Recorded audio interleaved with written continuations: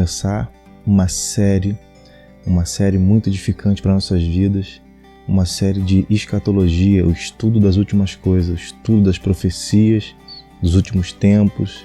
Vamos pegar muito o livro de Apocalipse, os profetas, e o que eu quero fazer nesse vídeo para abençoar a sua vida é fazer um apanhado primeiro de todo o contexto apocalíptico, ou pelo menos o que mais importa no momento, no caso, a vinda do Senhor, né? Falando sobre a vinda do Senhor, que é o fato culminante, né, da escatologia. E a gente vai falar algumas coisas dentro de uma profecia só, vou me deter só dentro da profecia que está em Isaías 63. E de Isaías 63 nós vamos passar pelas Escrituras e vamos chegar ao ponto de fazer uma explanação, né, no mínimo o suficiente para a gente dar início a uma série de vídeos que a gente vai fazer falando sobre escatologia, desde as promessas do Senhor, quando Ele subiu aos céus e falou com os discípulos, né, e de todas as parábolas, de todas as questões que Ele falou aos seus discípulos, até ao ponto final, lá em Apocalipse, que está bem descrito lá, que diz: este é o tabernáculo de Deus com os homens, e eles serão o seu povo, e Ele será o seu Deus. Isso que a gente vai fazer. E eu não sei ainda quantos vídeos vão dar isso, quantos vídeos vão render todo esse estudo, mas nós vamos começar aqui. Então, se você gosta de escatologia, pegue as suas escrituras, pegue a Bíblia e vamos estudar juntos. Vamos juntos para crescermos juntos nisso aí. Eu tenho certeza que vai ser muito edificante para mim e para você. Isso vai fazer com que a gente cresça espiritualmente também, porque as Escrituras são a palavra viva de Deus, né? Isso vai trazer uma edificação muito grande ao nosso coração. Vamos ler Isaías 63. Diz assim: quem é aquele que vem de Edom? Quem vem de Bosra, com as roupas tingidas de vermelho? Quem é aquele que num manto de esplendor avança a passos largos na grandeza da sua força? Sou eu que falo com retidão, poderoso para salvar. Por que as tuas roupas estão vermelhas como as de quem pisa as uvas no lagar? Sozinho pisei as uvas no lagar das nações, ninguém esteve comigo. Eu as pisoteei na minha ira e as pisei na minha indignação. O sangue delas respingou na minha roupa, e eu manchei toda a minha veste. Pois o dia da vingança estava no meu coração, e chegou o ano da minha redenção. Olhei e não havia ninguém. Não havia ninguém para ajudar-me. Mostrei assombro, e não havia ninguém para apoiar-me. Por isso o meu braço me ajudou, e a minha ira deu-me apoio. Na minha ira pisoteei as nações, na minha indignação eu as embebedei, e derramei na terra o sangue delas. A palavra de Deus, ela é clara em dizer que o próprio Senhor, Ele vai vir com justiça, Ele vai vir trazer justiça à terra. Ele vai vir tomar vingança de todos aqueles que desobedecem a Deus, de todos aqueles que não seguem ao Senhor, que odeiam o Senhor, que perseguem a sua igreja, que perseguem os seus. E isso será maravilhoso. Por quê? Porque o próprio anjo de Deus, quando a gente lê em Apocalipse, ele diz: exultai, ó céus, alegrai-vos, ó que moram sobre a terra. E ele diz: por quê? Porque o Senhor julgou a grande meretriz, o Senhor julgou o sistema desse mundo, a Babilônia. Então Ele manda a gente se alegrar, e os anjos vão dizendo: justos são os seus juízos, Senhor, justos são os seus juízos, porque eles derramaram o sangue dos santos e dos profetas, e você e o Senhor lhes deu sangue a beber como recompensa. Então você vê que é uma palavra bem clara do que o Senhor vai fazer quando Ele voltar. O ponto que eu quero trazer aqui a respeito disso é que esse é o nosso Deus. Esse é o nosso Deus que não está desapercebido do que está acontecendo no mundo, do que está acontecendo com a sua igreja, com seus filhos. Não, Ele nos ama e Ele vai tomar vingança de todos aqueles que têm destruído a sua igreja, que têm ferido seus filhos, que têm feito tantas atrocidades, tantas coisas nessa terra. Isso que o Senhor vai fazer. Então, que a gente fique com o nosso olhar voltado para a totalidade de quem Deus é. Deus é bondoso e Deus é justo, e porque Ele é bondoso e justo, Ele trará juízo sobre a terra. Ele trará juízo porque Ele ama a sua igreja, porque Ele ama a mim, porque Ele ama você. Por isso Ele trará esse juízo. Por isso o Senhor está sempre advertindo o seu povo para que ore e vigie todo o tempo para não ser pego de surpresa naquele grande dia, porque será o grande e terrível dia do Senhor, como está escrito. Grande e terrível dia do Senhor. E a palavra de Deus é clara em dizer que Ele mesmo é o que pisa o lagar do furor da ira de Deus.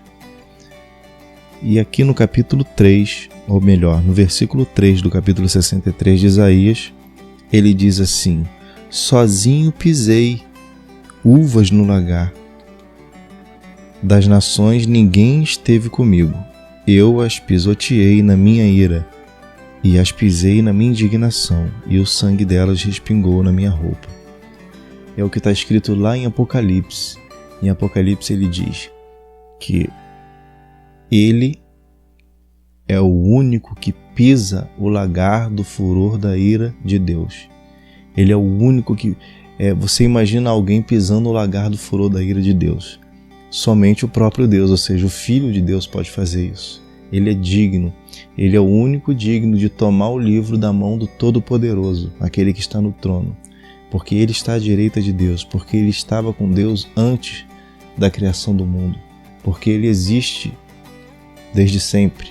Ele é Deus junto com Deus desde sempre.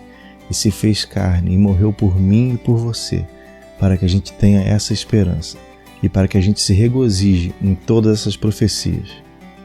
Um ponto muito importante, no qual nós devemos nos atentar nesse momento, nessas escrituras, e no momento que nós vivemos, é que por mais que nós conheçamos tanta dificuldade, por mais que a gente ouça de tanta injustiça, tanta atrocidade, tanta coisa ruim sendo feita, a gente sabe que o nosso Redentor vive e que Ele vai vingar tudo isso. Porque muitas das vezes fica ou tenta se colocar no nosso coração através da circunstância, o inimigo tenta fazer isso com a gente, ele tenta colocar o que no nosso coração? Ele tenta colocar que tudo isso é em vão, todo esse sofrimento é em vão, que no final as pessoas vão morrer e aí morreu já era, porque não tem como voltar atrás. Certa vez eu trabalhando com um rapaz, ele falando de algumas injustiças, acho que eram de morte de criança, alguma coisa assim. E eu falei com ele, falei, cara, mas o Senhor vai vir e vai julgar essas coisas. E ele disse para mim, cara, o Senhor vai julgar, mas aí já era, já foi, porque já aconteceu com a criança, ou seja, o que já aconteceu e não tem como voltar atrás. Realmente, voltar atrás não tem como, mas o Senhor é o que traz de volta a vida. É porque a visão das pessoas ela está limitada a esse mundo. E realmente nesse mundo, quem morreu, fica. Nesse mundo, nesse tempo. Mas quando o Senhor vier, Ele trará a vida a todos. Ele trará a vida, Ele chamará dos sepulcros, Ele chamará do além, e todos terão que se levantar para serem julgados, vivos e mortos. Então o que Deus sempre traz em Sua palavra para confortar o nosso coração é o dia, Ele sempre traz em Sua palavra o dia em que Ele vai vir julgar as nações. Esse é o dia da nossa redenção, como está escrito. A vingança estava no meu coração e chegou o ano da minha redenção. Então, o ano da redenção, o dia da vingança, isso está tudo junto. Porque ao mesmo tempo que o Senhor vai vir fazer a sua justiça sobre os seus escolhidos, vai ser o dia que Ele vai trazer a justiça e a sua ira sobre os não eleitos, sobre aqueles que são inimigos de Deus. E isso vai acontecer de uma forma grandiosa e terrível. Por isso a palavra de Deus chama esse dia como o dia do Senhor, o grande e terrível dia do Senhor. Tem um trecho das Escrituras que diz assim, isso está lá em Tessalonicenses. Em 1 Tessalonicenses, no capítulo 4, no versículo 13, Diz assim: Irmãos, não queremos que vocês sejam ignorantes quanto aos que dormem, para que não se entristeçam como os outros que não têm esperança. Se cremos que Jesus morreu e ressuscitou, cremos também que Deus trará mediante Jesus e com ele aqueles que nele dormiram, ou seja, os que estão mortos. Dizemos a vocês pela palavra do Senhor que nós, os que estamos vivos, os que ficarmos até a sua vinda, até a vinda do Senhor, certamente não precederemos os que dormem, pois, dada a ordem com a voz do arcanjo e o ressoar da trombeta de Deus, o próprio Senhor descerá do céu e os mortos em Cristo ressuscitarão primeiro. Depois nós, os que estivermos vivos, seremos arrebatados com ele nas nuvens para o encontro do Senhor nos ares. E assim estaremos com o Senhor para sempre. Consolem-se uns aos outros com essas palavras. Então esse é o mesmo momento em que o Senhor vem de Edom com suas roupas sujas de sangue, como está lá em Isaías 63. E ele diz: Eu procurei nas nações e não havia ninguém, mas a minha ira me consolou, o meu braço estava comigo, a minha ira estava comigo para fazer justiça. Ou seja, porque é um tempo onde o Senhor vai vir e vai procurar na terra e não vai achar ninguém, a não ser a sua própria igreja. Ele falando a respeito das nações.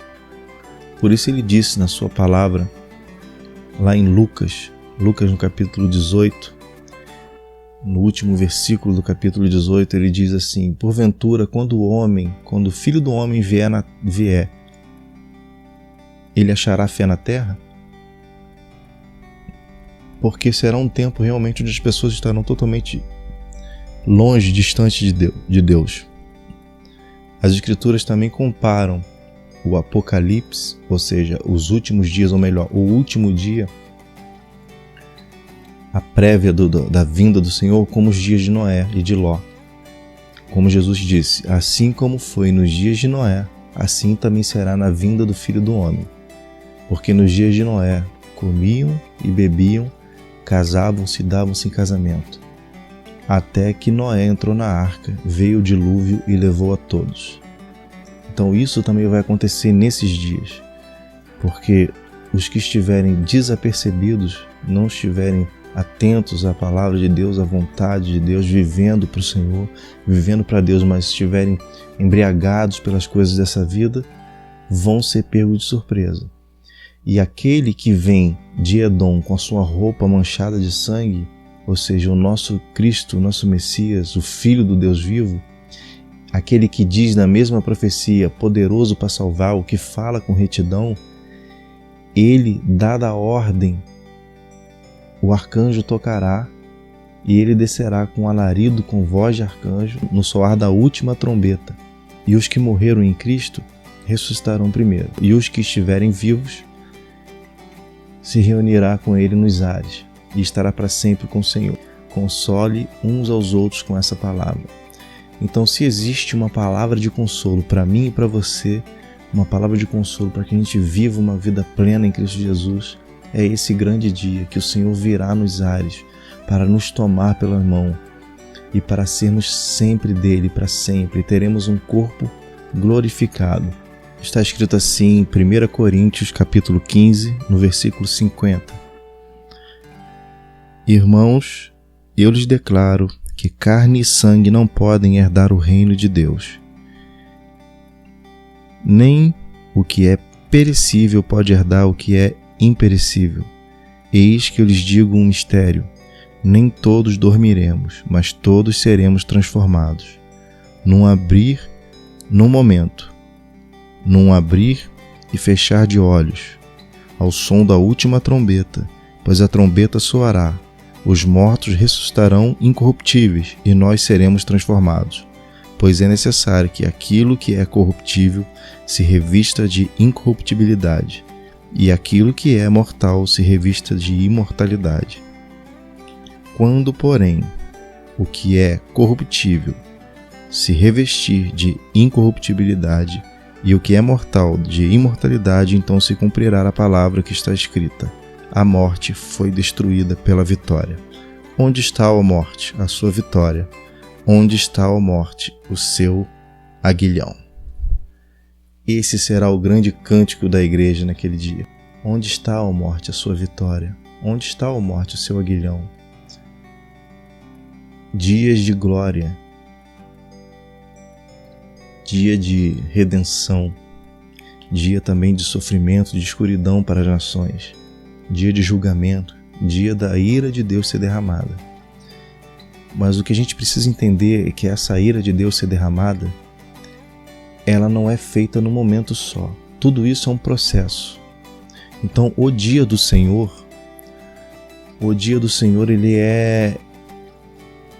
ele não acontece, na verdade, em um dia de 24 horas. O dia do Senhor é o dia que Ele vem e que Ele toma todas as coisas até que Ele entrega tudo ao Pai. Então, isso tudo, todo esse processo, desde a vinda dEle até a restauração de todas as coisas, esse é o dia do Senhor. E depois do dia do Senhor virá o milênio, que também é o dia do Senhor, que é um dia só. Então isso tudo é um dia, né? Que são 1000 anos de Cristo reinando na terra e restaurando toda a terra. Então, vamos recapitular aqui. Jesus Cristo vem em glória, Ele julga as nações, Ele derrama o sangue das nações, Ele ressuscita os seus e Ele arrebata os que estão vivos, e aí Ele implanta o reino milenar na terra e restaura toda a terra. Por isso, se você for analisar as Escrituras, vai começar a fazer mais sentido, porque as parábolas falam sobre cidades, sobre reinos, sobre... quando ele diz na parábola lá, foste fiel no pouco, sobre o muito te colocarei. Ele fala sobre alguns vão ser colocados sobre 10 cidades, outros sobre 5 cidades, e por aí vai. Então, o que são essas cidades? Muitas das vezes a gente fala, como a gente vai reinar um sobre o outro, assim? Mas na verdade esse reino vai ser repleto de coisas maravilhosas, de coisas que a gente vai buscando na palavra e a gente vai compreendendo o que vai acontecer nesse milênio. E eu quero mostrar uma das coisas que vai acontecer nesse milênio, que está também no livro de Isaías. Isaías 65, no versículo 17, diz assim: Pois vejam, criei novos céus e nova terra, e as coisas passadas não serão lembradas. Jamais virão à mente. Alegre-se, porém, e regozije-se para sempre no que vou criar. Porque vou criar Jerusalém para regozijo, o seu povo para alegria. Por Jerusalém me regozijarei, e em meu povo terei prazer. Nunca mais se ouvirão nela voz de pranto, choro, de tristeza. Nunca mais haverá nela uma criança que viva poucos dias, e um idoso que não complete os seus anos de idade. Quem morrer aos 100 anos ainda será jovem, e quem não chegar aos 100 será maldito. Construirão casas e nelas habitarão, plantarão vinhas e comerão do seu fruto. Já não construirão casas para outros ocuparem, nem plantarão para outros comerem, pois o meu povo terá vida longa, como as árvores. Os meus escolhidos esbanjarão o fruto do seu trabalho, não labutarão inutilmente, nem gerarão filhos para a infelicidade, pois serão um povo abençoado pelo Senhor, ele e os seus descendentes. Antes de clamarem, eu responderei. Ainda não estarão falando e eu os ouvirei. O lobo e o cordeiro comerão juntos, e o leão comerá feno como o boi, mas o pó será a comida da serpente. Ninguém fará mal nem destruição em todo o meu santo monte, diz o Senhor. Então é lindo ver o que Deus colocou nas Escrituras para a gente, o que Deus nos deu, a esperança que Ele nos deu na Sua palavra, quando a gente vê todas as grandes coisas que Ele vai fazer. Essas pessoas que vão viver muito e os que morrerem de 100 anos, por que morrer? Porque na terra, na época do milênio, ainda vão viver, os restantes das nações vão estar vivos. Pessoas que não foram contra o Cordeiro, que não foram destruídas porque se arrependeram. Então essas pessoas elas vão ter filho, elas vão se render ao Cordeiro, só que ao mesmo tempo isso vai acontecer depois da nossa ressurreição. Ou seja, isso vai acontecer depois da ressurreição, porque o Senhor vai vir julgar as nações e vai ressuscitar os seus. Lembra que está escrito? Primeiro os que estão mortos ressuscitarão e os que estão vivos serão arrebatados. Isso no meio da terra, com pessoas vivas. E algumas pessoas sobrarão das nações, pessoas que não foram destruídas. E sobre essas nós vamos reinar na terra. E essas pessoas se renderão ao Senhor. E logo depois, como está escrito nas Escrituras lá em Apocalipse, passados 1000 anos, Satanás será solto e ele vai sair aos restantes dessas pessoas para seduzir as nações novamente, seduzir essas pessoas para lutarem contra Deus novamente. E então aí será o fim, porque Deus vai lançar fogo do céu e vai consumir todos eles de uma só vez. Primeiro Jesus vem, o Filho de Deus vem primeiro, e com a palavra da sua boca ele destrói o iníquo, que é o anticristo, o falso profeta, e lança eles vivos no lago de fogo e enxofre. Depois ele restaura a terra, ele instala o reino milenar, e no final do reino milenar ele lança Satanás também no lago de fogo, como está escrito em Apocalipse, aonde já estava o anticristo e o falso profeta, né? Então fica bem claro que primeiro Jesus lança o iníquo, que é o anticristo, junto com o falso profeta, e logo depois ele lança, no final, depois de 1000 anos, ele lança Satanás, e por último ele lança a morte no lago de fogo.